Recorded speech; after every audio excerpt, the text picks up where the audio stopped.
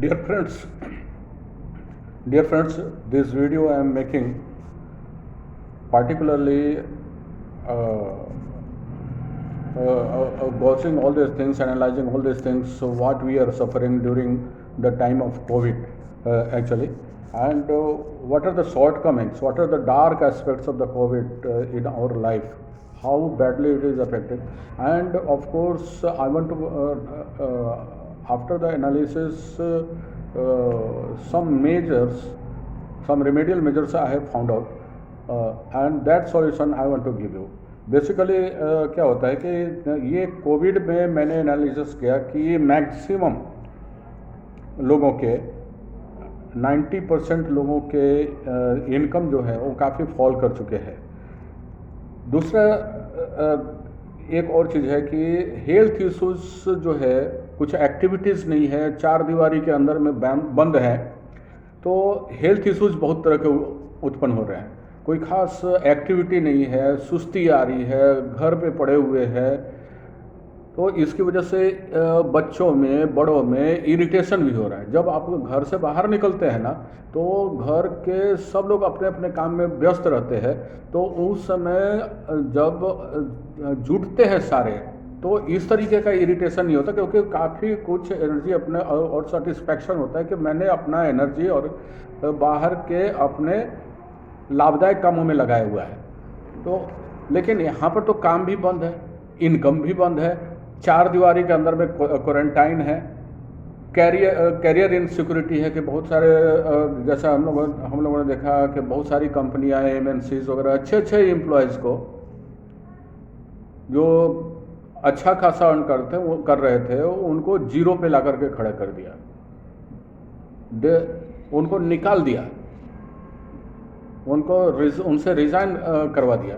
तो इनफैक्ट ये job insecurity है।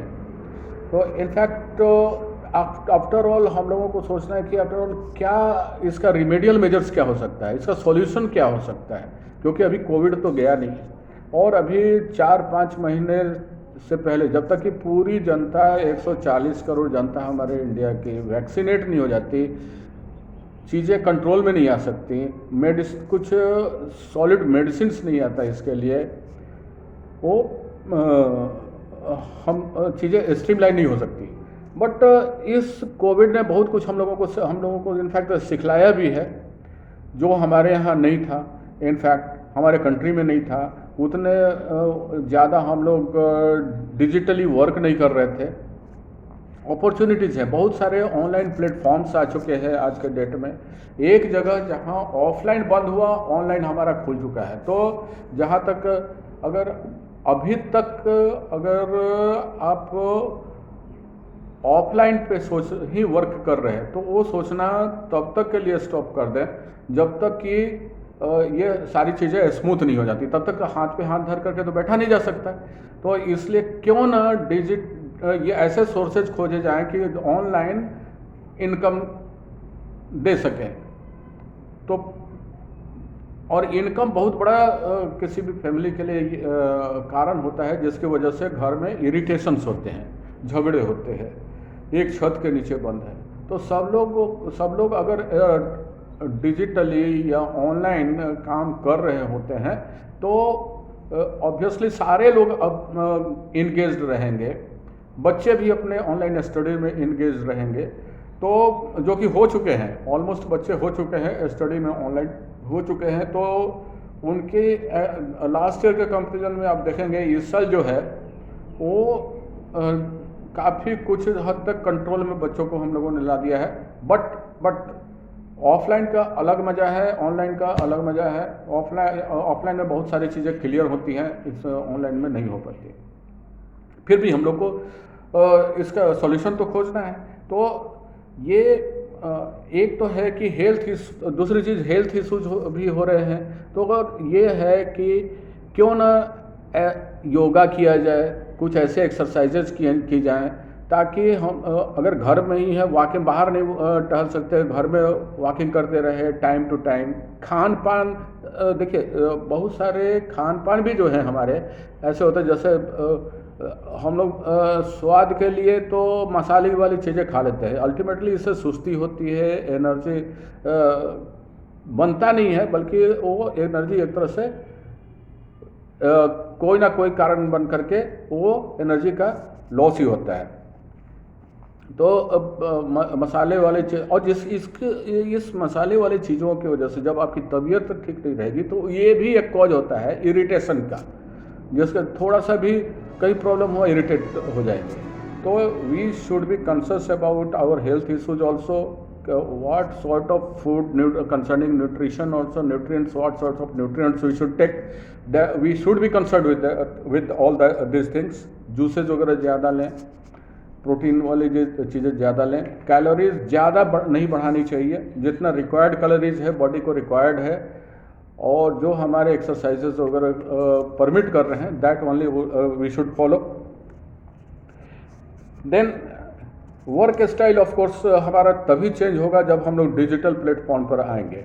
इनफैक्ट इनकम के बहुत सारे सोर्सेज हैं। अगर आप बिजनेसमैन हैं तो आप अपनी चीज़ें बेच सकते हैं ऑनलाइन ऑल्सो, जैसे अमेजोन के प्लेटफॉर्म पे, फ्लिपकार्ट के प्लेटफॉर्म पे, शॉपी करके है उस पर बेच सकते हैं, बहुत सारे हैं। In fact the moment you will be searching you will be getting it, and likewise you will be getting the income also।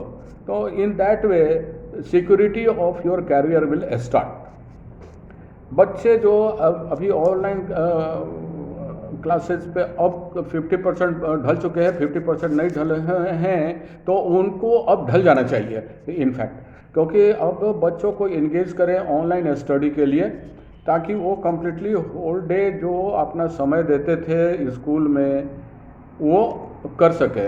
अपने फ्रेंड से मिलते थे, ऑनलाइन बातें करें, ऑनलाइन बात कर सकते हैं, बहुत सारे ऑनलाइन गेम्स हैं वो खेल सकते हैं, फिजिकल एक्सरसाइज घर में कर सकते हैं, उनको घर में ट्रेनिंग दी जाए इसके लिए। ओवर एंड एबव एक्चुअली हमारे गवर्नमेंट बॉडी जो हैं वो तो बहुत सारे, इनफैक्ट जैसे फाइनेंस मिनिस्टर सीतारमण जी ने बहुत सारे एमएसएमईज को और कोलेट्रल फ्री लोन देने की बात करी थी, लेकिन हमारे बैंकर्स वो सपोर्टिव नहीं होते हैं, जो धरातल पर ये वायबल नहीं हो पाता है। अगर आप बैंक में जाएं तो ये बैंकर्स जो है वो कोऑपरेट नहीं करना चाहते हैं, वो सोचते हैं कि थोड़ी सी भी गलती हो गई और लोन नहीं चुकता हुआ तो हमारे कैरियर पे दाग लग जाएगा या हमारी नौकरी खतरे में आ जाएगी ऐसा। लेकिन अगर एनालिसिस की जाए तो ऐसे कितने परसेंट हैं लोग कि वो लोन खा करके बैठ गए बैंक का, ये मुश्किल से 2 या 3% हो गए या 1% हो गए जो ऐसा होता है। ज़्यादा से ज़्यादा लोग, कोई भी आज के डेट में अपना सिविल खराब नहीं करना चाहता, क्योंकि उसका आगे का रास्ता बंद हो जाता है।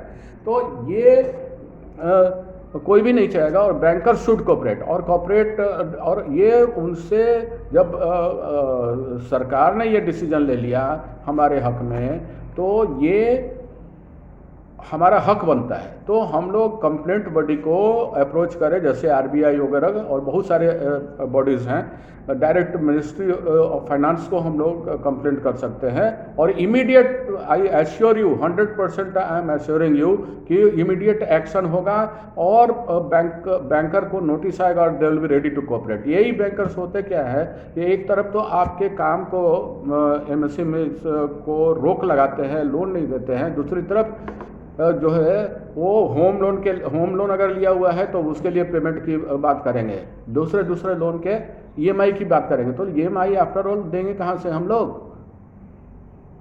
और दूसरी चीज़ के अगर 2 साल के लिए अगर निकाला हुआ है कि ईएमआई जो है पोस्टपोन किया जाएगा, तो उसके लिए वो बहुत सारे रूल्स जो है वो बतलाना नहीं चाहते, कि ताकि उनको वो ये सोचते हैं कि नहीं बतलाने से अगर डार्क में रखेंगे कस्टमर को तो वो जो है वो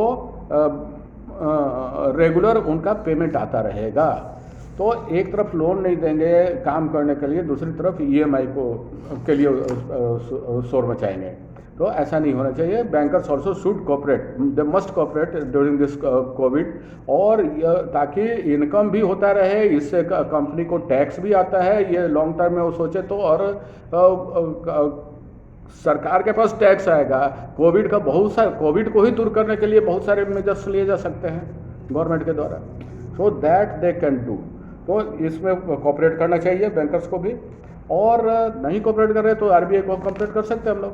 तो ये सारे व्यवस्थाएं अगर हम लोग करते हैं अपनी ज़िंदगी में, तो हम लोग सारे रिमेडियल मेजर्स को कंट्रोल करते हुए, अप्लाई करते हुए, इम्प्लीमेंट करते हुए ये इन सारे समस्याओं से छुटकारा पा सकते हैं।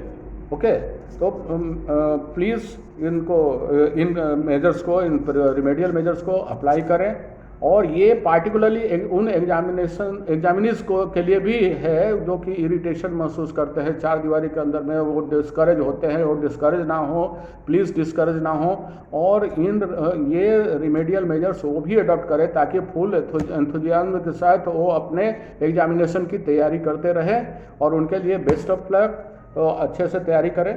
और सारे लोगों के लिए जो भी इस वीडियो को वॉच कर रहे हैं उनको मैं बेस्ट ऑफ लक बोलता हूं, और अच्छे स्वास्थ्य की कामना करता हूं। Thank you very much, bye bye. अगर ये वीडियो आपको अच्छा लगा तो please subscribe it, share it and like it.